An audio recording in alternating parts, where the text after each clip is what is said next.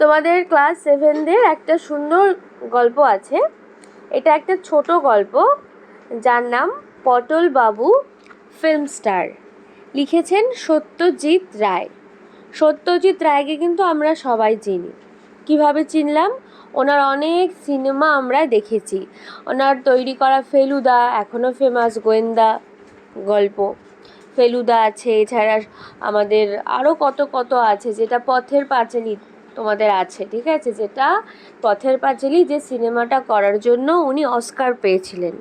তো স্পেশালি উনি গল্প লিখতেন অনেক, যেমন প্রফেসর শঙ্কু। তোমরা যখন ক্লাস 9-এ উঠবে প্রফেসর শঙ্কু পাবে। তারপরে ক্লাস 8-এ উঠলে তোমরা মানে পথের পাঁচালী যে গল্পটার উপর বেস করে উনি সিনেমা বানিয়েছেন বিভূতিভূষণ বন্দ্যোপাধ্যায়, সেই পথের পাঁচালী পাবে। তো উনি ভীষণ ফেমাস, ঠিক আছে। উনি বাংলাতেই মুভি বানাতেন, গল্পও লিখতেন, অনেক ছোট ছোট সিনেমাও বানিয়েছেন, শর্ট ফিল্মস, এবং উনি অস্কার পেয়েছিলেন, এবং উনি পুরো ভারতবর্ষে ভীষণ বিখ্যাত। আর এই যে গল্পটা, এটা কবে লেখা হয়েছে? 19 শতকের মাঝামাঝি সময় লেখা হয়েছে। শুরু করছি তাহলে লাইন বাই লাইন গল্পটা পড়ে আমি এই বিষয়টা বুঝিয়ে দিই। ফার্স্টে বলে রাখি, এই যে পটল বাবু, ইনি হলেন একজন প্রাক্তন অভিনেতা, অর্থাৎ 20 বছর আগে অভিনয় করতো, তার জীবনে অভিনয় ছিল মঞ্চে, কিন্তু এখন সাংসারিক চাপে সে ছেড়ে দিয়েছে। কিন্তু এমন একটি ঘটনা ঘটে যে তার লাইফে আবার এই অভিনয় ব্যাপারটা ফিরে আসে, এবং কি করে আর তারপর কি ঘটনা ঘটলো এটা নিয়ে একটা মজার গল্প, এই পটল বাবু ফিল্ম স্টার। ফিল্ম স্টার মানে কি? সিনেমার স্টার, তাই না? চলো শুরু করা যাক। পটল বাবু সবে বাজারের থলিটা কাঁধে ঝুলিয়েছেন। কোথায় যাচ্ছেন তাহলে পটল বাবু? বাজারে। এমন সময় বাইরের থেকে নিশিকান্ত বাবু হাঁক দিলেন, পটল আছো নাকি হে? আগে হ্যাঁ হ্যাঁ দাঁড়ান আসছি। এই কথাটা কে বললো যে আগে হ্যাঁ দাঁড়ান আসছি? পটল বাবু। নিশিকান্ত ঘোষ মশাই নেপাল ভট্টাচার্যি লেনে পটলবাবুর 3খানি বাড়ির পরেই থাকেন। তাহলে ইনি হচ্ছে পটলবাবুর প্রতিবেশী নিশিকান্ত ঘোষ। এনাদের বাড়ি কোথায়? সবার পটলবাবুরও বাড়ি কোথায়? নেপাল ভট্টাচার্যি লেনে। কোথায় বাড়ি? বেশ আমুদে লোক। আমুদে মানে বেশ খুশি খুশি থাকে, আনন্দে থাকে এই লোকটা। কোন লোকটা? নিশিকান্ত বাবু। পটল বাবু থলে থেকে বেরিয়ে এসে বললেন, কি ব্যাপার সকাল সকাল? শোনো, তুমি ফিরছো কতক্ষণে? এই ঘন্টাখানেক। কেন? তারপর আর বেরোনোর ব্যাপার নেই তো? তার তো আজ তো ট্যাগরস বার্থডে। ট্যাগর মানে কে? হ্যাঁ, ভেরি গুড, রবীন্দ্রনাথ ঠাকুরের বার্থডে। বলো মানে বলো তো বাংলার কত তারিখ? ভেরি গুড, 25শে বৈশাখ। তাহলে 25শে বৈশাখ সকালবেলা বাজার টাজার করতে যাচ্ছে, এমন সময় নিশিকান্ত বাবু বলছে, তোমার বাজার থেকে ফিরে এসে আর কোনো কাজ নেই তো? আজকে তো রবীন্দ্রনাথ ঠাকুরের বার্থডে, জন্মদিন। আমার ছোট শালার সঙ্গে কাল নেতাজি ফার্মেসিতে দেখা হলো। নিশিকান্ত বাবু বলছে ওনার ছোট শালার সাথে, মানে শালা মানে বউয়ের ভাই, তার সঙ্গে কোথায় দেখা হয়েছে? নেতাজি ফার্মেসি। ফার্মেসি মানে ওষুধের দোকান, ঠিক আছে। সে ফিল্মে কাজ করে। তাহলে ওনার ছোট শালা কোথায় কাজ করে? ফিল্মে, মানে ফিল্ম ইন্ডাস্ট্রিতে কাজ করে, লোকজন জোগাড় করে দেয় অভিনয়ের জন্য, ঠিক আছে। বললে কি জানি একটা ছবির একটা সিনের জন্য একজন লোক দরকার, যেরম চাইছে, বুঝেছ? বছর 50 বয়স, বেটে খাটো, মাথায় টাক। আমার টক করে তোমার কথা মনে পড়ে গেল। তাহলে নিশিকান্ত বাবুকে যখন বলেছে একটা লোক চাই আমার, যে বয়স 50-এর হবে, ছোটোখাটো হবে, বেটেখাটো, আর মাথায় টাক থাকবে, এই সব বর্ণনা শুনেই কার কথা মনে পড়ে গেছে নিশিকান্তর মনে? পটল বাবুর কথা একদম টক করে মনে পড়ে গেছে। তাই তোমার হদিস দিয়ে দিলুম, বলেছি সোজা তোমার সঙ্গে এসে কথা বলতে। আজ সকালে 10টা নাগাদ আসবে বলেছে, তোমার আপত্তি নেই তো? ওদের রেট হিসেবে কিছু পেমেন্টও দেবে অবশ্যই। অর্থাৎ সিনেমা করতে গেলে, অভিনয় করতে গেলে যে টাকা দেয়, যে রেট আছে, সেই টাকাটাই পটলবাবুকেও দেবে যদি অভিনয় করতে রাজি হয় বা পারে। সকালবেলা ঠিক এই ধরনের একটা খবর পটলবাবু আশাই করেননি। 52 বছর বয়সে ফিল্মে অভিনয় করার প্রস্তাব আসতে পারে, এটা তার মতো নগণ্য লোকের পক্ষে অনুমান করা কঠিন বই কি। তাহলে ওনার এখন বয়স কত? 52, 5-2 52, ঠিক আছে। এই যে একেবারে অভাবনীয় ব্যাপার, অর্থাৎ 52 বছর বয়স, এত বছর পরে ওনার লাইফে অভিনয়ের জন্য অফার এসছে, এটা উনি না ভাবতে পারছে না যে ও মাই গড, ঠিক আছে। কি হ্যাঁ কি না বলে ফেলো, আরে তুমি তো অভিনয় করেছো এককালে, তাই না? হ্যাঁ মানে না বলার কি আছে, মানে সে আসুক, কথা টথা বলে দেখি। কি নাম বললেন আপনার শালার? নরেশ দত্ত। তাহলে শালার নাম বয়স 30 বয়স, তাহলে বছর ওনার, মানে ওনার বয়স কত নরেশের? 30 মতো বয়স। লম্বা দোহারা চেহারা, 10টা 10:30 নাগাদ আসবে বলেছে।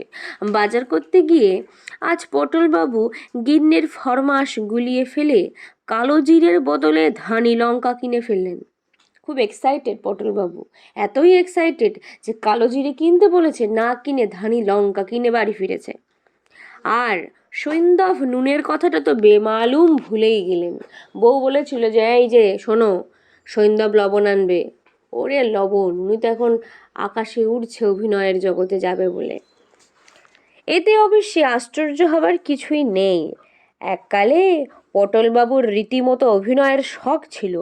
শুধু শখ কেন, নেশাই বলা চলে। যাত্রায়, শখের থিয়েটারে, পুজো পার্বণে, পাড়ার ক্লাবের অনুষ্ঠানে তার বাধা কাজ ছিল অভিনয় করা। তাহলে কোথায় কোথায় অভিনয় করতো? যাত্রা, থিয়েটার, পুজো পার্বণে, ক্লাবের অনুষ্ঠানে। হ্যান্ডবিলে কতবার নাম উঠেছে পটলবাবুর। হ্যান্ডবিল মানে দেখবি কোনো জায়গায় যাত্রা হলে, অভিনয় হলে থিয়েটারে এরকম লিফলেট দেয়, হাতে হাতে কাগজ ধরিয়ে দেয়, সেখানে সব অভিনেতাদের নাম লেখা থাকে। বলছে কতবার হ্যান্ডবিলে নাম উঠেছে পটলবাবুর। একবার তো নিচের দিকে আলাদা করে বড় অক্ষরে নাম বেরিল, পরাশরের ভূমিকায় শ্রী শীতলাকান্ত রায়, ব্র্যাকেটে পটলবাবু। তাহলে পটলবাবুর ভালো নাম কি? শ্রী শীতলাকান্ত রায়। তাহলে উনি কিসের অভিনয় করছিল? পরাশর মুনি, মহাভারতের, ঠিক আছে, ব্যাসদেবের বাবা পরাশর মুনির অভিনয় করছিল। তো বড় বড় করে লেখা উঠেছিল। যেহেতু উনি খুব ভালো অ্যাক্টার ছিলেন, ওনার নাম দেখলে সবাই আর কি আসতো যাত্রা দেখতে, থিয়েটার দেখতে। তার নামে টিকিট বিক্রি হয়েছে বেশি, এমনও সময় গেছে এককালে। তাহলে ওনার নাম শুনে সব থেকে বেশি টিকিট বিক্রি হয়েছে, এমনও টাইম একটা সময় গেছে। তখন অবশ্যই তিনি থাকতেন কাঁচরাপাড়ায়, তাহলে এখন তো থাকেন নেপাল ভট্টাচার্য লেনে, আর আগে কোথায় থাকতো? কাঁচরাপাড়ায়। সেখানেই রেলের কারখানায় চাকরি ছিল তার। 1934 সনে, তাহলে কত সালে?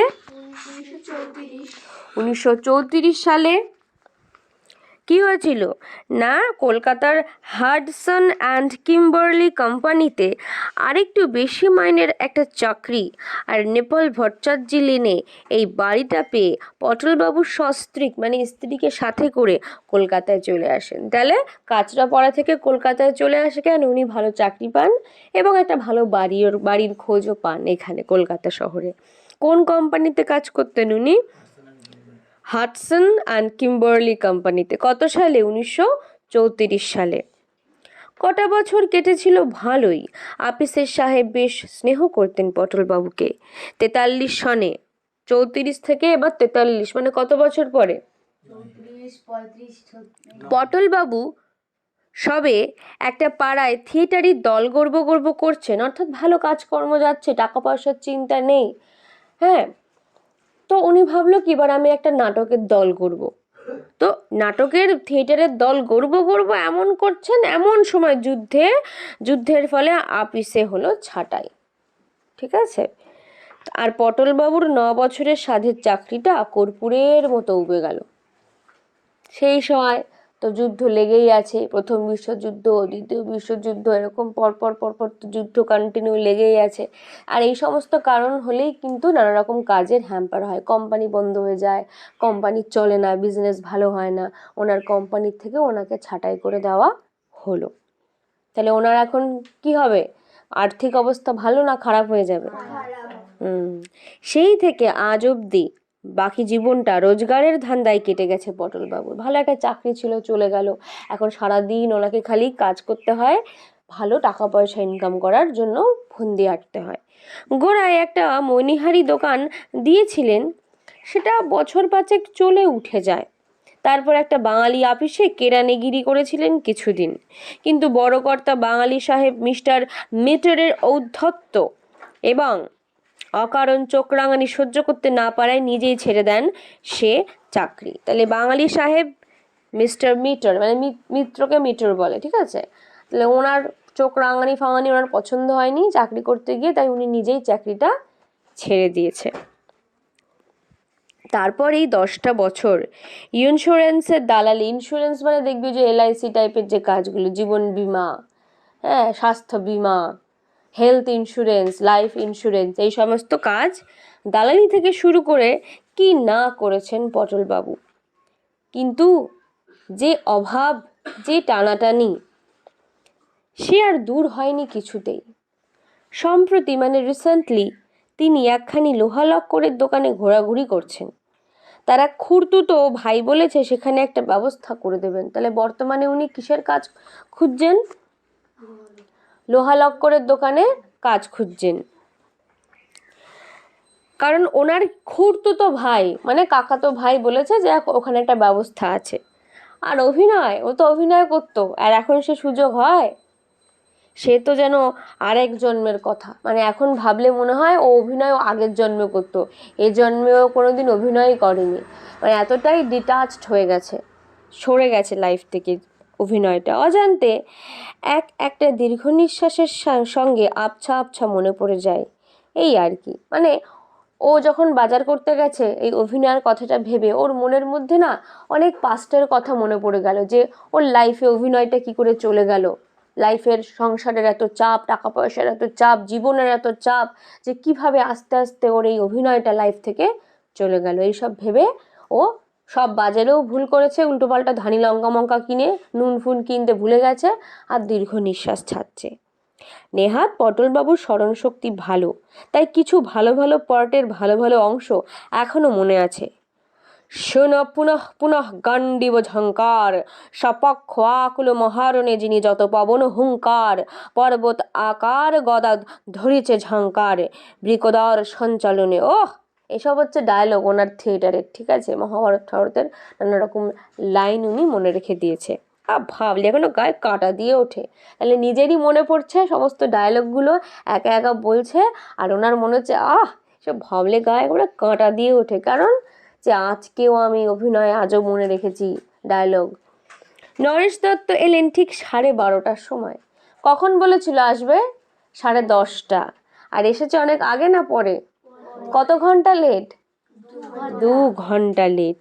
পটলবাবু প্রায় আশা ছেড়ে দিয়ে নাইতে যাবার তোড়জোড় করছিলেন, বা নাইতে মানে স্নান করতে যাবার, এমন সময় দরজায় টোকা পড়ল। আসুন আসুন। পটলবাবু দরজা খুলে আগন্তুককে, অর্থাৎ ওই অচেনা লোকটিকে প্রায় ঘরের ভিতর টেনে এনে তার হাতল ভাঙা চেয়ারটি তার দিকে এগিয়ে দিলেন। হাতল ভাঙা মানে চেয়ারের যে হাতল থাকে হ্যান্ডেল, সে ভাঙা। বললেন, এই বসুন। না না, বসবো না। নিশিকান্তবাবু আপনাকে আমার কথা বলেছেন বোধ হয়। হ্যাঁ হ্যাঁ, আমি অবশ্যই খুবই অবাক হয়েছি এতদিন বাদে। আপনার আপত্তি নেই তো? আপত্তি মানে অভিনয় করতে কোনো আপত্তি নেই তো? পটলবাবুর তো লজ্জায় মাথা হেট হয়ে গেল, মানে কি বলছেন, ঠিক আছে? হেই, আমাকে দিয়ে মানে চলবে তো? নরেশবাবু গম্ভীরভাবে একবার পটলবাবুর আপাদমস্তক মানে পা থেকে মাথা পর্যন্ত চোখ বুলিয়ে নিয়ে বললেন, বেশ চলবে, আরে খুব চলবে। কাজটা কিন্তু কালই। এই কাল রবিবার? হ্যাঁ, কোনো স্টুডিওতে নয় কিন্তু, জায়গাটা বলে দিচ্ছি আপনাকে, মিশন রো অ্যান্ড বেন্টিং স্ট্রিটের মোড়ের ফ্যারাডে হাউসটা দেখেছেন তো? তাহলে কোথায়?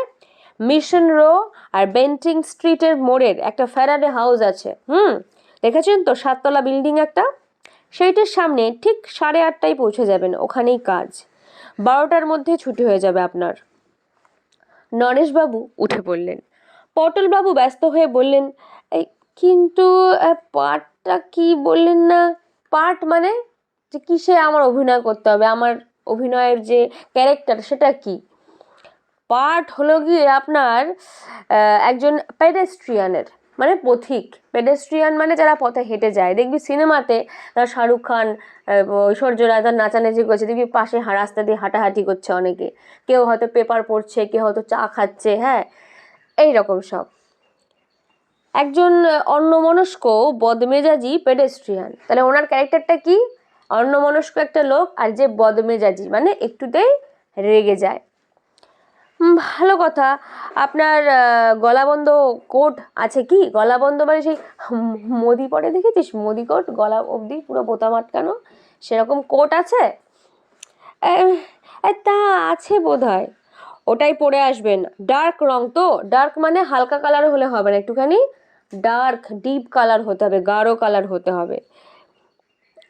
ওটাই বলছে, ওটা ডার্ক তো, বলছে বাদামি গোছের, এই গরম কিন্তু, অর্থাৎ গরমকালের মধ্যে কোট মোট পরে যেতে বলছে, ঠিক আছে? ধর জ্যৈষ্ঠ মাসের গরমে যখন তোদের স্কুল ছুটি ছিল, তখন বলছে তোমরা সবাই লাল সোয়েটার পরে আসো, ঠিক এমন। ওনাকে বলছে কোট পরে আসতে, গলা বন্ধ অবধি। বলছে আরে তা হোক না, আর আমাদের সিনটাও শীতকালের, ভালোই হবে। তাহলে যেহেতু সিনটা শীতকালের, সিনেমায় দেখানো হচ্ছে শীতকাল, তাই সবাইকে এখন শীতের জামা কাপড় পরে আসতে হবে। ভালোই হবে। কাল 8:30 ফ্যারাডে হাউস। তাহলে কোথায় যেতে হবে? ফ্যারাডে হাউসের সামনে। পটলবাবু ধা করে জরুরি প্রশ্ন মাথায় এসে গেল, এই এই পার্টটায় ডায়লগ আছে তো, কথা বলতে হবে তো? আলবাত। স্পিকিং পার্ট, অর্থাৎ সব অভিনয় কিন্তু কথা বলার সেই মানে সৌভাগ্য হয় না। অনেকে তো জাস্ট দাঁড়িয়ে থাকে গুন্ডার পাশে, গুন্ডাগুলো দেখবি কোনো ডায়লগ নেই, একজন গুন্ডাই খালি ডায়লগ দেয়, তাহলে ভাব ওদের কি অবস্থা, জাস্ট চুপচাপ দাঁড়িয়ে আছে। এর কথা বলার পার্ট আছে, হ্যাঁ, আলবাত, মানে অবশ্যই স্পিকিং পার্ট, কথা বলার ক্যারেক্টার আপনার। আপনি আগে অভিনয় করেছেন তো? হ্যাঁ, তা একটু আধটু। তবে শুধু হেঁটে যাওয়ার জন্য আপনার কাছে আসবো কেন? হ্যাঁ, তাই বলছি যে আপনি অভিনয় যখন করেছেন, আপনার কাছে কি আমি হেঁটে যাওয়ার জন্য আসবো? আপনি কথা বলতে পারেন, আমি তাই এসেছি। সে তো রাস্তা থেকে যে কোনো একটা পেডেস্ট্রিয়ান ধরে নিলেই হলো, তাই না? হাঁটাহাঁটির যদি কেস হয়, ডায়ালগ আছে বই কি, আর কাল সেটা ওখানে গেলেই পেয়ে যাবেন। আসি, অর্থাৎ আসি মানে এবারও চলে যাচ্ছে। নরেশ দত্ত চলে যাবার পর পটলবাবু তার গিন্নির কাছে গিয়ে ব্যাপারটা খুলে বলল, যা বুঝেছি, বুঝলে গিন্নি, এ পার্টটা হয়তো তেমন একটা বড় কিছু নয়, অর্থপ্রাপ্তি অবশ্যই আছে সামান্য, কিন্তু সেটাও বড় কথা নয়। আসল কথাটা হচ্ছে থিয়েটারে আমার প্রথম পার্ট কি ছিল মনে আছে তো? অর্থাৎ সিনেমাতে যাচ্ছে ও প্রথমবার, খুব একটা বড় কোনো রোল তো নয় এটা, আর টাকা পয়সাও যে খুব বেশি পাবে তাও নয়, কিন্তু আসল কথা কি, যে আমি যখন প্রথম থিয়েটারে অভিনয় করেছিলাম, আমি কি পার্টে অভিনয় করেছিলাম মনে আছে? বউকে জিজ্ঞেস করছে। মৃত সৈনিকের পার্ট, মানে জাস্ট মরে পড়ে আছে মঞ্চে, প্রথমবারের ওর এটা অভিনয়। তার থেকে তো বেটার নাকি, একটু কথা কথা বলবে, হাঁটবে, চলবে, এটা কি জাস্ট মরার মতো পড়ে থাকবে? স্রেফ হাঁ করে চোখ বুজে হাত পা ছড়িয়ে পড়ে থাকা। আর তার থেকে আস্তে আস্তে কোথায় উঠেছিলাম মনে আছে তো? ওয়াটস সাহেবের হ্যান্ডশেক মনে আছে তো? হ্যান্ডশেক মানে করমর্দন, ঠিক আছে? আর আমাদের মিউনিসিপ্যালিটির চেয়ারম্যান চারু বিশ্বাসের দেওয়া সেই মেডেল, এ তো সবে সিঁড়ির প্রথম ধাপ, কি বলো? মানে বারবার নিজেকে জাস্টিফাই করছে, নিজেকে বোঝাচ্ছে বিষয়টা, না বউকে বোঝাচ্ছে, ধরতে পারবে না, খালি বারবার এর বলছে মান যশ, মান মানে মান সম্মান, যশ মানে খ্যাতি, প্রতিপত্তি, খ্যাতি, যদি বেঁচে থাকি ভাবে এ মোর গৃহিণী, এই সবই লোভিব আমি। অর্থাৎ আমি যদি বেঁচে থাকি আমার অভিনয়ের সাহায্যে আমি এই সব কিছু ফেম, টাকা পয়সা যা আছে আমি সব কিছু লাভ করব। 52 বছর বয়সে হঠাৎ তিরিং করে এক লাফ দিয়ে উঠলেন। কেন? আনন্দে, ঠিক আছে, বাল্লে বাল্লে করছে। গিন্নি বললেন, আরে করো কি? আরে কিচ্ছু ভেবো না গিন্নি, শিশির ভাদুরী 70 বছর বয়সে চাণক্যের পাটে কি লাফখানা দিতেন মনে আছে? আজ যে পুনর্যৌবন লাভ করেছি, মানে আমি আবার সেই ইয়াং টাইমে চলে গেছি, ঠিক আছে। গাছে কাটাল গোপে তেল, সাধে কি তোমার কোনোদিন কিচ্ছু হয় না? তাহলে বউ বলছে, ওর কিছু করে পারলো না, উনি এখন নাচানাচি শুরু করেছে, এই জন্যই তোমার কোনো কিছু হয় না। হবে হবে, সব হবে, ভালো কথা। আজ বিকেলে একটু চা খাবো, বুঝেছো, তার সঙ্গে একটু আদার রস, নইলে গলাটা ঠিক, অর্থাৎ ডায়লগ বলবে তো, আদা ফাদা খেয়ে গলা ঠিক করছে। পরদিন সকালে মেট্রোপলিটন কোম্পানির ঘড়িতে যখন 8:07 তখন পটলবাবু এসপ্ল্যানেডে এসে পৌঁছলেন, ঠিক আছে। সেখান থেকে বেন্টিং স্ট্রিট ও মিশন রোয়ের ফ্যারাডে হাউস পৌঁছতে লাগলো আর মিনিট 10।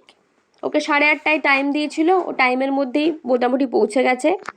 বিরাট তোড়জোড় চলছে অফিসের গেটের সামনে, 3-4খানা গাড়ি, আর তার একটা বেশ বড়, প্রায় বাসের মতো, তার মাথায় আবার সব জিনিসপত্র।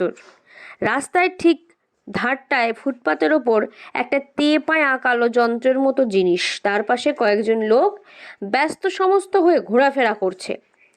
গেটের ঠিক মুখটাতে একটা তেপায়া লোহার ডান্ডার মাথার আরেকটা লোহার ডান্ডা আড়াআড়িভাবে শোয়ানো রয়েছে, আর তার ডগা থেকে ঝুলছে একটা মৌমাছির চাকের মতো দেখতে জিনিস।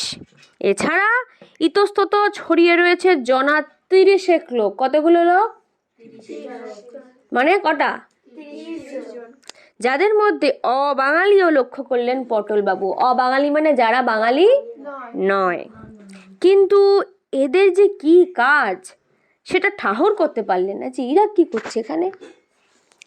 কিন্তু নরেশবাবু কোথায়? নরেশবাবুকে নিশিকান্ত বাবুর শালা, একমাত্র তিনি ছাড়া তো পটলবাবুকে কেউই চেনেন না। দুরু দুরু বুকে পটলবাবু এগিয়ে গেলেন অফিসের গেটের দিকে। বৈশাখ মাস মানে কিরম টাইম? শীত না গরম? টাক ফাটা গরম। একে তো পটলবাবুর মাথায় টাক, তার মধ্যে গলা বন্ধ খদ্দরের কোটটা গায়ে বেশ ভারী বোধ হচ্ছিল। খদ্দরের ওই গলা অবধি বন্ধ একটা কোট উনি পরে আছে। গলার চারপাশ ঘিরে বিন্দু বিন্দু ঘাম অনুভব করলেন পটলবাবু। এরপরে, এই যে অতুলবাবু এদিকে। অতুলবাবু, এই পটলবাবু ঘুরে দেখেন আপিসের বারান্দায় একটা থামের পাশে দাঁড়িয়ে নরেশবাবু। তাহলে এতক্ষণে পেয়েছে কাকে? নরেশবাবুকে খুঁজে পেয়েছে। এগিয়ে গিয়ে নমস্কার করে বললেন, এই আমার নামটা বোধহয় ঠিক নোট করা নেই আপনার, শ্রী শীতলাকান্ত রায়। অবশ্যই পটলবাবু বলেই জানে সকলে, থিয়েটারে ওই নামে জানতো। ও, তা আপনি বেশ পাংচুয়াল দেখছি। পাংচুয়াল মানে খুব টাইম মতো যারা কাজকর্ম করে। উনি টাইমে টাইমে এসছে তাই বলছে, আপনি তো বেশ পাংচুয়াল দেখছি। পটলবাবু মৃদু হাসে। ঠিক আছে, 9 বছর হাটসন কিম্বার্লিতে চাকরি করেছি, লেট হয়নি একটা দিনও। নট এ সিঙ্গেল ডে মানে একদিনও না। অফিসে উনি কোনো দিন দেরি করতেন না, উনি খুব পাংচুয়াল মানুষ। বেশ বেশ, আপনি এক কাজ করুন, ওই ছায়াটায় গিয়ে একটু ওয়েট করুন মানে অপেক্ষা করুন, আমরা এদিকে একটু কাজ এগিয়ে নিই। তেপায়া যন্ত্রটার পাশ দিয়ে একজন উঠে বললেন, নরেশ। স্যার, উনি কি আমাদের লোক? হ্যাঁ স্যার, উনি মানে ওই ধাক্কার ব্যাপারটা। ও ঠিক আছে, এখন জায়গাটা ক্লিয়ার করো তো, শট নেব। মানে উনি ডিরেক্টর, উনি হচ্ছে শট নেবে, মানে একটা সিন করবে, ঠিক আছে। পটলবাবু আপিসের পাশেই একটা পানের দোকানের ছাউনির তলায় গিয়ে দাঁড়ালেন। বায়োস্কোপ তোলা তিনি এর আগে কখনো দেখেননি। বায়োস্কোপ মানে সিনেমার কথা বলছে, শুটিং উনি কোনোদিন দেখেনি। তার কাছে সবই নতুন, থিয়েটারের সঙ্গে কোনো মিলই তো নেই। আর কি পরিশ্রম করে লোকগুলো বাবা, ওই ভারী যন্ত্রটাকে পিঠে করে নিয়ে এখান থেকে ওখানে রাখছে। একটা 21-22 বছরের ছোকরা, 20-25-এর ওজন তো হবেই যন্ত্রটার। কিন্তু তার ডায়লগ কই? বলেছিল না ওখানে গেলে ডায়লগ দেবে। আর তো সময় নেই বেশি, অথচ এখনো তাকে কি যে কথা বলতে হবে তাই জানেন না পটলবাবু। হঠাৎ যেন একটু নার্ভাস বোধ করলেন পটলবাবু, মানে ওনার একটু মনে মনে ভয় হচ্ছে। এগিয়ে যাবেন না কি? ওই তো নরেশবাবু, একবার তাকে বলা উচিত নয় কি? পার্ট ছোটই হোক আর বড়ই হোক, ভালো করে করতে হলে তাকে তো তৈরি করতে হবে না সেই পার্ট। না হলে এতগুলো লোকের সামনে তাকে যদি কথা গুলিয়ে ফেলে অপদস্থ হতে হয়। ধর ডায়লগ মুখস্থ করতে হয়, ঠিক আছে, কারণ তুমি দেখে দেখে তো বলতে পারবে না। ডায়লগ মুখস্থ করতে হয়, তারপরে অভিনয়ের সময় তোমাকে ওটা মনে রেখে ইমোশনের সাথে বলতে হয়। তাহলে আমাকে তো আগে মুখস্থ করতে হবে, একটু প্র্যাকটিস করতে হবে, না সবাই অপমান করবে সবার সামনে, তাই না? পটলবাবু এগিয়ে যেতে গিয়ে একটা চিৎকার শুনে থমকে গেলেন। সাইলেন্স, মানে সবাই চুপ। তারপর নরেশবাবুর গলা পাওয়া গেল। এবার শট নেওয়া হবে, আপনারা দয়া করে একটু চুপ করুন, কথাবার্তা বলবেন না, জায়গা ছেড়ে নড়বেন না, ক্যামেরার দিকে এগিয়ে আসবেন না। ইনস্ট্রাকশন দিচ্ছে যে কে কি করবে না, কথা বলা যাবে না, ক্যামেরার মধ্যে আসা যাবে না, আর কথাবার্তা বলা যাবে না, জায়গা ছেড়ে নড়া যাবে না। তারপর আবার সেই প্রথম গলার চিৎকার এলো, মানে ডিরেক্টরের আওয়াজ, সাইলেন্স, টেকিং। এবার পটলবাবু লোকটাকে দেখতে পেলেন। মাঝারি গোছের মোটাসোটা ভদ্রলোকটি তে পায়া যন্ত্রটার পাশেই দাঁড়িয়ে আছেন। গলার একটা চেন থেকে দূরবীনের মতো একটা জিনিস ঝুলছে। ইনি কি পরিচালক, ডিরেক্টর নাকি? কি আশ্চর্য, পরিচালকের নামটাও তো তার জেনে নেওয়া হয়নি, যে কার সিনেমায় আমি অভিনয় করছি, কোন ডিরেক্টর আমি তাই জানি না, আমি ডায়লগ বলতে চলে এসেছি। এবারে পরপর আরও কতগুলো চিৎকার পটলবাবুর কানে এলো। Start, sound, running, action. Action কথাটার সঙ্গে সঙ্গেই পটলবাবু দেখলেন চৌমাথার কাছ থেকে একটা গাড়ি এসে আপিসের সামনে থামলো, আর তার থেকে একটি মুখে গোলাপি রং মাখা স্যুট পরা যুবক, তাহলে মুখে কি রং মাখা? গোলাপি রং মাখা স্যুট, মানে কোট প্যান্ট পরা যুবক দরজা খুলে প্রায় হুমড়ি খেয়ে হনহনিয়ে আপিসের গেট পর্যন্ত গিয়ে থেমে গেল। পরক্ষণেই পটলবাবু চিৎকার শুনলেন, কাট, মানে সিনটা ওখানেই শেষ। আর অমনি সাইলেন্স ভেঙে গিয়ে জনতার গুঞ্জন শুরু হয়ে গেল। যতক্ষণ শুটিং চলছিল সবাই চুপ ছিল, যেই কাট বলেছে মানে ক্যামেরা অফ, সঙ্গে সঙ্গে সবার গুঞ্জন আবার শুরু। পটলবাবুর পাশেই এক ভদ্রলোক তার দিকে ঝুঁকে পড়ে জিজ্ঞেস করলেন, ছোকরাটাকে চিনলেন তো? পটলবাবু বললেন, কই না তো। তাহলে ছেলেটাকে দেখে বলছে যে চিনতে পেরেছেন তো কে? তা পটলবাবু বলছে, না চিনি না। ভদ্রলোক বললেন, চঞ্চল কুমার, তরতরিয়ে উঠছে ছোকরা, একসঙ্গে 4খানা বইয়ে অভিনয় করছে। তাহলে কটা সিনেমা করে চঞ্চল কুমার একসাথে? 4টে শুটিংয়ে একসাথে করছে। পটলবাবু বায়োস্কোপ খুবই কম দেখে, সিনেমা টিনেমা অত দেখে না, কিন্তু এই চঞ্চল কুমারের নাম যেন শুনেছেন 2-1 বার। কোটিবাবু বোধহয় এই ছেলেটির প্রশংসা করেছিলেন একদিন। বেশ মেকআপ করেছে ছেলেটি। তাহলে ছেলেটি কি করেছে? মেকআপ করেছে। নায়ক তো। ওই বিলিতি শুটের বদলে ধুতি চাদর পরিয়ে ময়ূরের পিঠে চড়িয়ে দিলে একবারে কার্তিক ঠাকুর। তাহলে নায়ককে যদি কোট প্যান্ট খুলে ধুতি পাঞ্জাবি পরিয়ে দেওয়া যায় আর ময়ূরের পিঠে চড়িয়ে দেওয়া যায়, তাহলে পুরো কার্তিক ঠাকুর। কাঁচরাপাড়ার মনতোষ ওরফে চিনুর চেহারা কতকটা ওই রকমই ছিল বটে, বেড়ে ফিমেল পার্ট করতো চিনু। তাহলে চিনুর মতো দেখতে বলছে চঞ্চল কুমারকে, আর ওদের চিনু থিয়েটারে ফিমেলের পার্ট করতো, মেয়েদের পার্ট করতো। পটল বাবু এবার পাশের ভদ্রলোকটির দিকে ঝুঁকে পড়ে ফিসফিস করে বললেন, আর ওই পরিচালকটির নাম কি মশাই? ভদ্রলোক অবাক হয়ে বললেন, সে কি, আপনি তাও জানেন না? উনি যে বরেন মল্লিক, 3খানা ছবির পর হিট করেছে। তাহলে ওনার 3খানা ছবি হিট, সুপার হিট হয়েছে। যাক, কতগুলো দরকারি জিনিস জানা হয়ে গেল। নইলে গিন্নি যদি জিজ্ঞেস করতেন কার ছবিতে কার সঙ্গে অভিনয় করে এলে, তাহলে তো মুশকিলে পড়তেন পটলবাবু, তাই না? নরেশ একবার চা নিয়ে পটলবাবুর দিকে এগিয়ে এলো। নরেশকে? সেই শালা, ছোট শালা। আসুন স্যার, গলাটা একটু ভিজিয়ে আলগা করে নিন, আপনার ডাক পড়লো বলে। তাহলে একটু পরে পটলবাবুর ডাক পড়বে। পটলবাবু এবার আসল কথাটা না বলে পারলেন না। কোন কথাটা? ডায়লগের কথাটা। Very good. এই আমার ডায়লগটা যদি এই বেলা দিতেন তো। ডায়লগ? আমার সঙ্গে আসুন। নরেশ তেপায়া যন্ত্রটার দিকে এগিয়ে গেল। তেপায়া যন্ত্রে কে বসে আছে? পেছনে পটলবাবু। এই শশাঙ্ক, কাকে ডাকছে? একটি হাফ শার্ট পরা ছোকরা এগিয়ে এলো নরেশের দিকে। নরেশ তাকে বলল, এই ভদ্রলোক ও ডায়লগ চাইছেন, একটা কাগজে লিখে দে তো সেই ধাক্কার ব্যাপারটা। শশাঙ্ক পটলবাবুর দিকে এগিয়ে এলো। আসুন দাদু।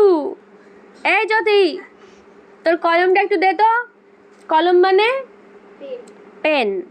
দাদুকে ডায়লগটা দিয়ে দি। জ্যোতি ছেলেটি তার পকেট থেকে একটি লাল কলম বার করে শশাঙ্কের দিকে এগিয়ে দিল। শশাঙ্ক তার হাতের খাতা থেকে একটা সাদা পাতা ছিঁড়ে কলম দিয়ে তাতে কি জানি লিখে কাগজটা পটলবাবুকে দিল। পটলবাবু কাগজটার দিকে চেয়ে দেখলেন, তাতে লেখা রয়েছে আহ আহ। পটলবাবুর মাথাটা কেমন ঝিমঝিম করে উঠল। কোটটা খুলে ফেলতে পারলে ভালো হয়, গরম হঠাৎ অসহ্য হয়ে উঠেছে। শশাঙ্ক বলল, দাদু যে গুম মেরে গেলেন, কঠিন মনে হচ্ছে ডায়লগ। এরা কি তাহলে ঠাট্টা করছে? হ্যাঁ, সমস্ত ব্যাপারটাই কি একটা পরিহাস, বিরাট পরিহাস? তার মতো নিরীহ নির্বিবাদী মানুষকে ডেকে এনে এত বড় শহরের এত বড় রাস্তার মাঝখানে ফেলে রং তামাশা? এত নিষ্ঠুর কি মানুষ হতে পারে? পটলবাবু শুকনো গলায় বললেন, এই ব্যাপারটা ঠিক বুঝতে পারছি না। কেন বলুন তো? শশাঙ্ক বলছে, শুধু আহ, আর কোনো কথা নেই? শশাঙ্ক চোখ কপালে তুলে বলল, বলেন কি দাদু, ওটা কি কম হলো নাকি? এ তো রেগুলার স্পিকিং পার্ট। বরেন মল্লিকের ছবিতে স্পিকিং পার্ট মানে একটা বড় সুপারহিট ডিরেক্টর, তার ছবিতে আপনি কথা বলছেন দাদু? হ্যাঁ, আপনি বলছেন কি? আপনার তো ভাগ্যবান লোক মশাই। আপনি কি বলছে? আপনি তো ভাগ্যবান লোক মশাই। জানেন, আমাদের এই ছবিতে আজ অবধি প্রায় 150 লোক পাঠ করে গেছে, যারা আজ পর্যন্ত কোনো কথাই বলেনি, শুধু ক্যামেরার সামনে হেঁটে চলে গেছে। অনেকে আবার হাঁটেওনি, স্রেফ দাঁড়িয়েছিল। কারুর মুখ পর্যন্ত দেখা যায়নি। আজকেও দেখুন না, ওই যে ওরা সব দাঁড়িয়ে আছে ল্যাম্পপোস্টের পাশে, ওরা সবাই আজকে সিনে আছেন, কিন্তু একজনেরও একটিও কথা নেই। এমনকি আমাদের যে নায়ক চঞ্চল কুমার, তারও আজ কোনো ডায়লগ নেই, কেবলমাত্র আপনার কথা। বুঝেছেন? তাহলে কারোর ডায়লগ নেই আজকের সিনে, শুধু কার কথা আছে? পটলবাবুর। জ্যোতি বলে ছেলেটি এগিয়ে এসে পটলবাবুর কাঁধে হাত রেখে বলল, শুনুন দাদু, ব্যাপারটা বুঝে নিন। চঞ্চল কুমার হলেন এই আপিসের বড় চাকুরে। সিনটায় আমরা দেখাচ্ছি যে মানে আপিসে একটা গ্যাস ভাঙার খবর পেয়ে উনি হন্তদন্ত হয়ে এসে দৌড়ে আপিসে ঢুকছেন। ঠিক সেই সময় সামনে পড়ে গেছেন আপনি, একজন পেডেস্ট্রিয়ান। বুঝেছেন? লাগছে ধাক্কা, বুঝেছেন? আপনি ধাক্কা খেয়ে বলছেন আর চঞ্চল আপনার দিকে দিকপাত না করে ঢুকে যাচ্ছে আপিসে। আপনাকে অগ্রাহ্য করাতে তার মানসিক অবস্থাটা ফুটে বেরোচ্ছে। বুঝেছেন? ব্যাপারটা কত ইম্পর্টেন্ট ভেবে দেখুন। এবার শশাঙ্ক এগিয়ে এসে বলল, শুনলেন তো, যান এবার একটু ওদিকটায় যান দেখি, এদিকটায় ভিড় করলে কাজের অসুবিধা হবে। আরেকটা শট আছে, তারপর আপনার ডাক পড়বে। পটলবাবু আস্তে আস্তে আবার পানের দোকানটার দিকে সরে গেলেন। ছাউনির তলায় পৌঁছে হাতের কাগজটার দিকে আর দৃষ্টিতে দেখে আশেপাশের কেউ তাকে দেখছে কিনা দেখে কাগজটা কুণ্ডলি পাকিয়ে নর্দমার দিকে ছুঁড়ে ফেলে দিলেন। একটা বিরাট দীর্ঘশ্বাস পটলবাবুর বুকের ভেতর থেকে ওপরে উঠে এলো। শুধুমাত্র একটি মাত্র কথা কওয়াও না, শব্দ। গরম অসহ্য হয়ে আসছে। গায়ের কোটটার মনে হয় যেন মনখানেক ওজন। গরমের মধ্যে তো সেই কোট ফোট পরে রয়েছে না, স্বাভাবিক ওর সেই অস্বস্তি হচ্ছে। আর দাঁড়িয়ে থাকা চলে না, পা অবশ হয়ে গেছে। পটলবাবু এগিয়ে গিয়ে পানের দোকানের ওদিকের আপিসটার দরজার সিঁড়ির ওপরে বসে পড়লেন। 9:30 বাজে। করালিবাবুর বাড়িতে শ্যামাসঙ্গীত হয় রবিবার সকালে। পটলবাবু নিয়মিত গিয়ে শোনেন। তাহলে পটলবাবু পরীক্ষায় প্রশ্ন আসবে, কোন সঙ্গীত শোনেন? কার বাড়িতে গিয়ে? করালিবাবুর বাড়িতে গিয়ে। বেশ লাগে। কি শুনতে বেশ লাগে? শ্যামা সঙ্গীত শুনতে। সেইখানে যাবেন নাকি চলে? ভাবছে কি, হুর থাকতো, আমি চলে যাই, গিয়ে শ্যামা সঙ্গীত শুনি, আমার আরো দিনটা ভালো যাবে। গেলে ক্ষতিটা কি? এইসব বাজে খেলো লোকের সঙ্গে রবিবারের সকালটা মাটি করে লাভ আছে কিছু? আর অপমানের বোঝাটাও যে বইতে হবে সেই সঙ্গে। সাইলেন্স। তাহলে এসব ভাবছে এমন সময় একটা কথা শুনতে পেল। সাইলেন্স মানে চুপ। দূর নিকুচি করেছে তো সাইলেন্সের। যা না কাজ তার 32 গুণ ফুটুনি আর ভরং। এর চেয়ে থিয়েটারের কাজ। থিয়েটার অনেক কাল আগের একটা ক্ষীণ স্মৃতি পটলবাবুর মনের মধ্যে জেগে ওঠে। তাহলে পটলবাবুর মতে সিনেমার কাজটা ইন্টারেস্টিং নাকি থিয়েটারের কাজ? পার্থক্য কি জানিস সিনেমাতে আর থিয়েটারে? সিনেমার একটা সিনে কতবার বলতো টেক হয়, ভুল করলে কাট বলে আবার নতুন করে লাইট ক্যামেরা অ্যাকশন শুরু হয়। কিন্তু থিয়েটারে একদম মঞ্চে তুমি প্রচুর তোমাকে রিহার্সাল করতে হয়, তারপরে তোমাকে ডিরেক্ট মঞ্চে উঠে দর্শকদের সামনে ভুল ত্রুটি ছাড়া ডায়লগ মনে রেখে টানা লম্বা ডায়লগ বলে অভিনয় করে যেতে হয়। একবার ভুল হলেই কিন্তু সমস্যা, তাই না? তো দেখো তারপর কি হচ্ছে। এবার ও কিসের কথা ভাবছে, সিনেমার কথা না থিয়েটারের কথা? অনেক কাল আগের একটা ক্ষীণ স্মৃতি পটলবাবুর মনের মধ্যে জেগে উঠল। একটা গম্ভীর সংযত অথচ সুরেলা কণ্ঠস্বরে বলা কতগুলো অমূল্য উপদেশের কথা। তাহলে ওনার যে গুরুদেব ছিল নাটকের অভিনয়ের, সে গম্ভীর ছিল কিন্তু শান্ত সুরে কথাগুলো বলতো। কি বলতো? একটা কথা মনে রেখো পটল, যত ছোটই পাঠ তোমায় দেওয়া হোক তুমি জেনে রেখো তাতে কোনো অপমান নেই। শিল্পী হিসেবে তোমার কৃতিত্ব হবে সেই ছোট্ট পার্টটি থেকেই শেষ রসটুকু নিংড়ে বার করে তাকে সার্থক করে তোলা। থিয়েটারের কাজ হলো 5 জনে মিলেমিশে কাজ, সকলের সাফল্য জড়িয়েই নাটকের সাফল্য। বিষয়টা খুব বড় কথা। তুমি ভাবছো যে তোমায় ছোট পার্ট দেওয়া হয়েছে তার মানে তোমার কোনো গুরুত্ব নেই, তুমি ভালো করে অভিনয় করবে না, এটা ভুল।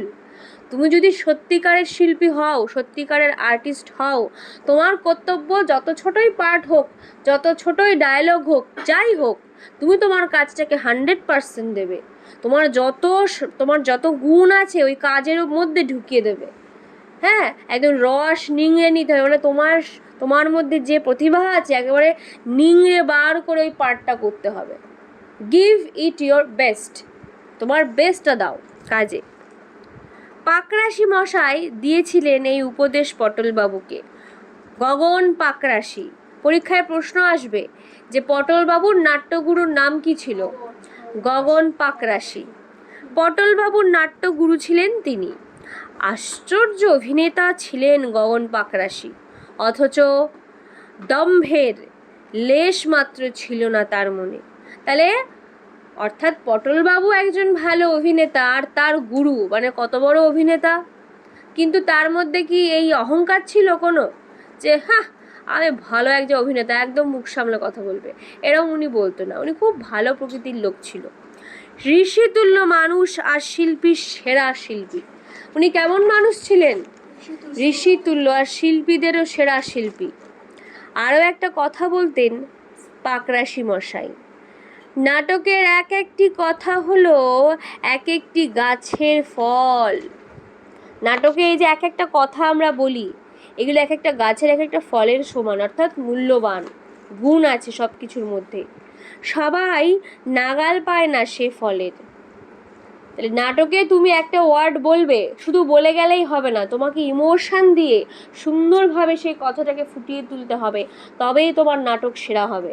সেই জন্য গাছের এক একটা ফল, যেটা সবাই নাগাল পায় না, তার মানে কি সবাই নাটক অভিনয় করতে পারে না।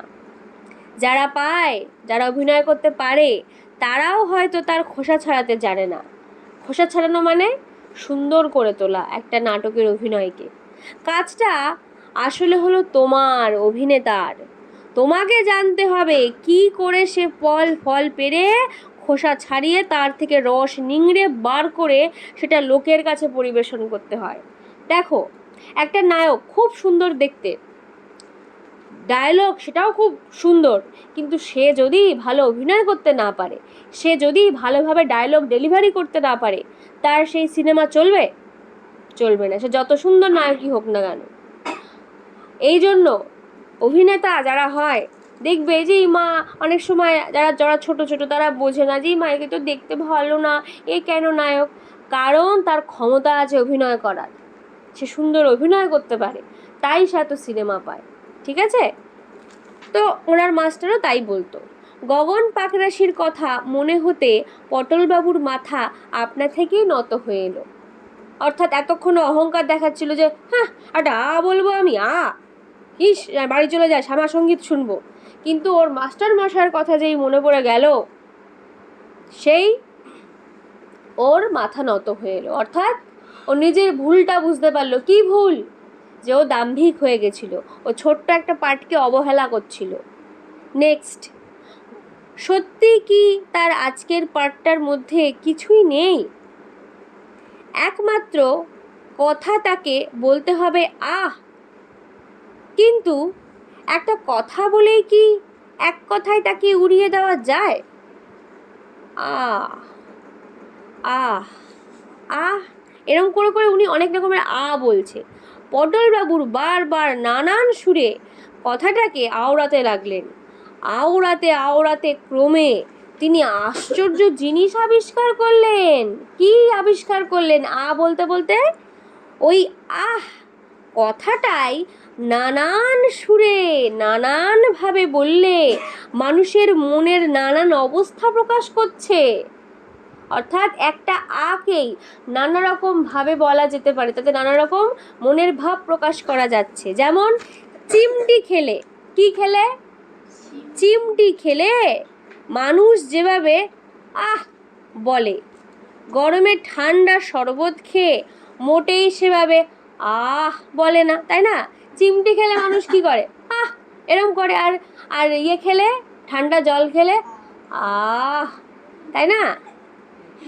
এই দুটো একেবারেই আলাদা রকমের। আবার আচমকা কানে সুড়সুড়ি খেলে বেরোয় আর এক রকমের তাই না? কানে সুড়সুড়ি খেলে আমরা কিভাবে করি? এরকম করে উঠি। তো এছাড়া মন দাও, হাস্য তো ঠিক আছে, ফানি তো বটেই, বাট একটু মন দিয়ে তো শুনতেও হবে। এই দুটো আহ তো জানলাম, বলছে এছাড়া আরও কত রকমের আহ রয়েছে। দীর্ঘ নিঃশ্বাসের আহ, তাচ্ছিলের আহ, অভিমানের আহ, ছোট্ট করে বলা আহ, লম্বা করে বলা আহ, চেঁচিয়ে বলা আহ, মৃদু স্বরে আহ, চড়া গলায় আহ, ঠিক আছে, খাদে গলায়। খাদে গলায় মানে সেই একটুখানি কেমন মানে ভার ভার একটুখানি বিছিয়ে আহ, ঠিক আছে, এরকম। আবার আটাকে শোনো, আবার আটাকে খাদে শুরু করে বিসর্গটা সুর চড়িয়ে, মানে খাদে গলায় স্টার্ট করতে হবে, আবার বিসর্গটাতে সুর চড়াতে হবে আহ, ঠিক আছে, এমন করে। আশ্চর্য, আশ্চর্য। পটল বাবুর মনে হলো তিনি যেন ওই একটি কথা নিয়ে একটা আস্ত অভিধান লিখে ফেলতে পারেন। তাহলে ওনার আজকে হঠাৎ আহ বলতে বলতে মনে হলো যে এটা একটা ছোট কথা না, এইটা দিয়ে আমি একটা পুরো ডিকশনারি লিখে ফেলতে পারি, একটা অভিধান লিখে ফেলতে পারি যে কত রকমের আহ হয়। তোরা আজকে কত রকমের আহ জানলি? এত নিরুৎসাহ হচ্ছিলেন কেন? এতক্ষণ বোরিং লাগছিল যে বলতে হবে, কিন্তু এখন উনি বেশ মজা পেয়ে গেছে যে আই সাবাস, এত রকমের আমি বলবো। এই একটা কথা সোনার খনি। তাহলে কিসের খনি? তেমন তেমন অভিনেতা তো এই একটা কথাতেই বাজিমাত করে দিতে পারে, তাই না? আজকে আমি যখন এত রকমের বললাম, বোরিং কি লাগলো? বোরিং লাগলো না, এটা বলার ওপর ডিপেন্ড করে। আমি যদি নর্মাল পড়াতাম আ আ আ, ভাল লাগতো শুনতে? ভাল লাগতো না। সাইলেন্স, বেশি হাসাহাসি হয়ে যাচ্ছে। ওখানেও কিন্তু ডিরেক্টর বলছে সাইলেন্স। পরিচালক মশাই ওদিকে আবার হুঙ্কার দিয়ে উঠেছেন। কি হুঙ্কার দিয়ে উঠেছেন? সাইলেন্স। পটলবাবু দেখলেন জ্যোতি ছোকরাটি তার কাছেই ভিড় সরাচ্ছে। ছোকরাকে একটা কথা বলা দরকার। পটলবাবু দ্রুতপদে এগিয়ে গেলেন তার কাছে। শোনো, আমার কাজটা হতে আর এত কতক্ষণ দেরি ভায়া? অনেকক্ষণ দাঁড়িয়ে আছে না, সেই 8:30 থেকে। বলছে আর কতক্ষণ ভাই? তখন ওই জ্যোতি নামে ছেলেটা বলছে, অত ব্যস্ত হচ্ছেন কেন দাদু? একটু ধৈর্য ধরতে হয় এসব ব্যাপারে। আরও আধ ঘন্টাখানেক অপেক্ষা করুন। আধ ঘন্টা মানে 30 মিনিট। নিশ্চয়ই নিশ্চয়ই অপেক্ষা করবো বই কি। আমি এই কাছাকাছি আছি, দেখবেন আবার শর্টকাবেন না যেন। শর্টকাবেন না মানে পালিয়ে না চলে যান, থাকবেন কিন্তু। এই বলে জ্যোতি চলে গেল। তখন ডিরেক্টর বলছে স্টার্ট সাউন্ড। পটলবাবু পা টিপে টিপে শব্দ না করে, যেহেতু সাইলেন্স বলেছে, উনি আস্তে আস্তে আস্তে আস্তে সরে যাচ্ছে। রাস্তা পেরিয়ে উল্টো দিকের একটা নিরিবিলি গলিতে ঢুকে পড়লেন। ভালোই হলো, তাই না? হাতে সময় পাওয়া গেল কিছুটা। কি প্র্যাকটিস করবে এখন গলিতে ঢুকে? প্র্যাকটিস করবে। এরা যখন রিহার্সালের বিশেষ ধার ধারছে না, তখন নিজেই নিজের অংশটা অভ্যাস করে নেবেন। গলিটা নির্জন, একে অফিস পাড়া। কলকাতার শহরে অফিসে যায় সবাই, তো সকালবেলা অফিস চলে গেলে কেউ বাড়িতে থাকে? পাড়ায় থাকে? কেউ থাকে না, নির্জন পাড়া। হ্যাঁ, অফিস পাড়া, বাসিন্দা এমনিতেই কম। তাই রবিবার যে কজন ছিল সবাই ফ্যারাডে হাউসের দিকে বায়োস্কোপের তামাশা দেখতে চলে গেছে। মানে রবিবারের দিন, ছুটির দিন, বাড়িতে কেউ নিয়ে ঘুরতে ঘুরতে চলে গেছে। পাড়া পুরো ফাঁকা, নির্জন। বাবু গলা খাকড়ে নিয়ে আজকের এই বিশেষ দৃশ্যের কথা বলছে। বিশেষ শব্দটি আয়ত্ত করতে আরম্ভ করলেন। আর সেই সঙ্গে আচমকা ধাক্কা খেলে মুখটা কীরকম বিকৃত হতে পারে। অর্থাৎ উনি অ্যাক্টিং করছে, একা প্র্যাকটিস করছে যে যদি আমার সাথে কারোর ধাক্কা লাগে তাহলে তো আমার মুখটা ভেঙে যাবে না, রেগে যাচ্ছি আমি কীরকম হয়ে মুখটাকে বিকৃত করব। হাত দুখানি কতটা বেঁকে কীরকমভাবে চিতলিয়ে উঠতে পারে, আঙুলের কতখানি ফাঁক হতে পারে, পায়ের অবস্থা কীরকম হতে পারে ধাক্কা খেলে, এই সবই একটা কাচের জানলায় নিজের ছায়া দেখে ঠিক করে নিতে লাগলেন। কাচের জানলায় দেখবি দেখা যায় না অনেক সময় মুখ, উনি দেখে দেখে প্র্যাকটিস করছে। ঠিক আধ ঘন্টা পরে, কতক্ষণ পরে, পটলবাবুর ডাক পড়ল। এখন তার মনে কোনো নিরুৎসাহের ভাব নেই। নিরুৎসাহ মানে এতক্ষণ বোরিং লাগছিল, ধুর ভাল লাগে না। এখন উনি খুব এক্সাইটেড যে আমি বলতে এসেছি। উদ্বেগও কেটে গেছে তার মন থেকে, রয়েছে কেবল একটা চাপা উত্তেজনা ও রোমাঞ্চ। 25 বছর আগে স্টেজে অভিনয় করার সময় একটা বড় দৃশ্যে নামবার আগে যে ভাবটা তিনি অনুভব করতেন, সেই ভাব। ছোটবেলায় উনি অভিনয় করতো যখন এক্সাইটেড ফিল করতো, আজকে ওনার সেরকম উত্তেজনা লাগছে। পরিচালক বরেন মল্লিক পটলবাবুরকে ডেকে বললেন, আপনি ব্যাপারটা বুঝে নিয়েছেন তো? আগে হ্যাঁ, বেশ। আমি প্রথম বলবো স্টার্ট সাউন্ড, তার উত্তরে ভেতর দিক থেকে সাউন্ড রেকর্ডিস্ট বলবে রানিং। তাহলে সাউন্ড রেকর্ডিস্ট যে সে কি বলবে? বলা মাত্র ক্যামেরা চলতে আরম্ভ করবে, ঠিক আছে? তারপর আমি বলবো অ্যাকশন, বললেই আপনি ওই থামের কাজটা থেকে এদিকটায় হেঁটে আসতে শুরু করবেন। আর নায়ক এই গাড়ির দরজা থেকে যাবে ওই অফিসের গেটের দিকে। আন্দাজ করে নেবেন যাতে ফুটপাথের এই রকম জায়গায় কলিশনটা হয়। কলিশন মানে ধাক্কা, কলিশন মানে এটা ইংরেজি শব্দ, কলিশন না বাংলা? হ্যাঁ, COLLISON, কলাইশন বা কলিশন। এরপরে ভালো কথা, ধাক্কাটা তো লাগবে বলছে আর কি। হ্যাঁ, নায়ক আপনাকে অগ্রাহ্য করে ঢুকে যাবে অফিসে, আর আপনি বিরক্ত হয়ে বলে আবার হাঁটতে শুরু করবেন। কেমন? পটলবাবু বললেন, একটা রিহার্সাল। না না, বরেনবাবু বাধা দিলেন, মেঘ করে আসছে মশাই, রিহার্সালের টাইম নেই, রোদ থাকতে থাকতে নেওয়ার দরকার শটটা। এই কেবল একটা কথা। আবার কি? এই গলিতে রিহার্সাল দেওয়ার সময় পটলবাবুর একটা মাথায় আইডিয়া এসেছিল, সেটা সাহস করে বলে ফেললেন। এই মানে আমি ভাবছিলাম আমার হাতে একটা যদি খবরের কাগজ থাকে, আর আমি যদি সেটা পড়তে পড়তে ধাক্কাটা খাই, মানে অন্যমনস্কতার ভাবটা যদি ফুটিয়ে। বরেন মল্লিক তার কথাটা শেষ হতে না হতেই বলে উঠলেন, বেশ তো, ও মশাই, আপনার যুগান্তরটাই ভদ্রলোককে দিন তো। হ্যাঁ, তাহলে যুগান্তর কি? পত্রিকা, মানে খবরের কাগজের নাম। পাশে একটা লোক যুগান্তরের পত্রিকা পড়ছিল, ওনাকে বলল, আপনার খবরের কাগজটা পটলবাবুকে দিন। এইবার এই থামের পাশে আপনার জায়গায় গিয়ে রেডি হয়ে যান। চঞ্চল, তুমি রেডি? কে চঞ্চল? নায়ক। গাড়ির পাশ থেকে নায়ক উত্তর দিল, yes sir. Good, silence. Baren Mallick হাত তুললেন, তারপর হঠাৎ তক্ষুনি হাত নামিয়ে নিয়ে বললেন, হো, আরে এক মিনিট, কেষ্ট, ভদ্রলোককে একটা গোপ দিয়ে দাও তো চট করে। কোন ভদ্রলোককে? পটলবাবুকে। কি দিতে বলছে? গোফ? ক্যারেক্টারটা পুরোপুরি আসছে না। কীরকম গোফ স্যার?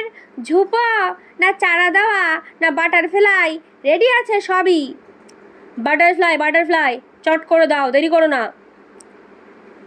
একটা কালো বেটে ব্যাক ব্রাশ করা, মানে পেছনের দিকে উল্টে চুল আঁচড়ানো ছোকরা পটলবাবুর দিকে এগিয়ে গিয়ে হাতের একটা টিনের বাক্স থেকে একটা ছোট্ট চৌকো কালো গোফ বার করে আঠা লাগিয়ে পটলবাবুর নাকের নিচে সেট করে দিলেন।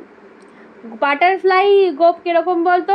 সেই ছোট্ট করে, ঠিক আছে, একটুখানি গোফ মাঝখানটা ঠোঁটের উপরে থাকে, চার্লি চ্যাপলিন, হিটলারের মতো, ঠিক আছে। বাটারফ্লাই গোপ লাগিয়ে দিল, ভালো কথা।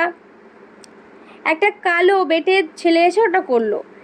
পটলবাবু বললেন, দেখো বাবু, ধাক্কিতে খুলে যাবে না তো? ছোকরা হেসে বলল, ধাক্কা কেন? আপনি কেন দারাসিংহের সঙ্গে কুস্তি করুন না, তাও খুলবে না। তাই বলছে ধাক্কা কেন? দারাসিংহের সঙ্গে যদি কুস্তিও করেন আপনার গোপ খুলবে না।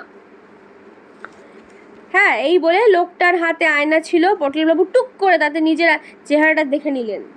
সত্যিই তো, এই বেশ মানিয়েছে, খাসা মানিয়েছে। পটলবাবু পরিচালকের তীক্ষ্ণ দৃষ্টিকে মনে মনে তারিফ না করে পারলেন না। বলছে, বাহ, পরিচালকের চোখ আছে, হ্যাঁ, কি সুন্দর গোপটার কথা বললো, ভালোই মানিয়েছে। Silence, silence. পটলবাবুর গোঁফ পড়া দেখে দর্শকদের মধ্যে একটা গুঞ্জন শুরু হয়েছিল। বরেন মল্লিকের হুংকারে সেটা থেমে গেল। পটলবাবু লক্ষ্য করলেন যে সমবেত জনতার বেশিরভাগ লোকই তার দিকে চেয়ে আছে। Start, sound. পটলবাবু গলাটা খাঁকরিয়ে নিলেন। 1, 2, 3, 4, 5। 5 পা আন্দাজ হাঁটলে পরে পটলবাবু ধাক্কার জায়গাটায় পৌঁছবেন, আর চঞ্চল কুমারের হাঁটতে হবে বোধহয় 4 পা। সুতরাং দুজনে যদি একই সঙ্গে রওনা হন তাহলে পটলবাবুকে একটু বেশি জোরে হাঁটতে হবে, তা না হলে রানিং। কে বলছে কথাটা? সাউন্ড রেকর্ডিস্ট বলছে রানিং। পটলবাবু খবরের কাগজটা তুলে মুখের সামনে ধরলেন। 10 আনা বিরক্তির সঙ্গে 6 আনা বিস্ময় মিশিয়ে আহটা বললে পরেই এই সব ভাবছে, যখন অ্যাকশন, জয়গুরু এই বলে, ঠিক আছে, আমাদের পটলবাবু খচ খচ খচ খচ খচ ঠং। পটলবাবু হঠাৎ চোখে অন্ধকার দেখলেন। কেন? নায়কের মাথার সঙ্গে তার কপালে ঠোকাঠুকি লেগেছে। একটা তীব্র যন্ত্রণা তাকে এক মুহূর্তের জন্য জ্ঞান শূন্য করে দিয়েছে, কিন্তু পর মুহূর্তেই এক প্রচণ্ড শক্তি প্রয়োগ করে আশ্চর্যভাবে নিজেকে সামলে নিয়ে পটলবাবু 10 আনা বিরক্তির সঙ্গে 3 আনা বিস্ময় আর 3 আনা যন্ত্রণা মিশিয়ে আহ শব্দটা উচ্চারণ করে কাজটা সামলে নিয়ে আবার চলতে আরম্ভ করলেন। কাট। এটি ঠিক হলো কি? পটলবাবু গভীর উৎকণ্ঠার সঙ্গে বরেনবাবুর দিকে এগিয়ে গেলেন। বের হয়েছে। আরে আপনি তো ভালো অভিনেতা মশাই। শুনেন, কালো কাজটা একবার চোখে লাগিয়ে দেখো তো মেঘের কি অবস্থা। শশাঙ্ক এসে বলল, দাদুর চোট লাগেনি তো? চঞ্চল কুমার মাথায় হাত বুলোতে বুলোতে এসে বললেন, উফ ধন্যী মশাই, আপনার টাইমিং, আরে বাপের নাম ভুলিয়ে দিয়েছেন প্রায়। ও। নরেশ ভিড় ঠেলে এসে বলল, আপনি এই ছায়ায় দাঁড়ান একটু, আর একটা শট নিয়ে আপনার ব্যাপারটা করে দিচ্ছি। ব্যাপারটা মানে টাকা পয়সা, ঠিক আছে? পটলবাবু ভিড় ঠেলে ঘাম মুছতে মুছতে আবার পানের দোকানের ছায়াটায় এসে দাঁড়ালেন। মেঘে সূর্য ঢেকে গরমটা একটু কমেছে, কিন্তু পটলবাবু তাও কোটটা খুলে ফেললেন। ঠিক আছে? আহ কি আরাম, একটা গভীর আনন্দ, আত্মতৃপ্তির ভাব ধীরে ধীরে তার মনকে আচ্ছন্ন করে ফেলল। তার আজকের কাজটা সত্যিই ভালো হয়েছে।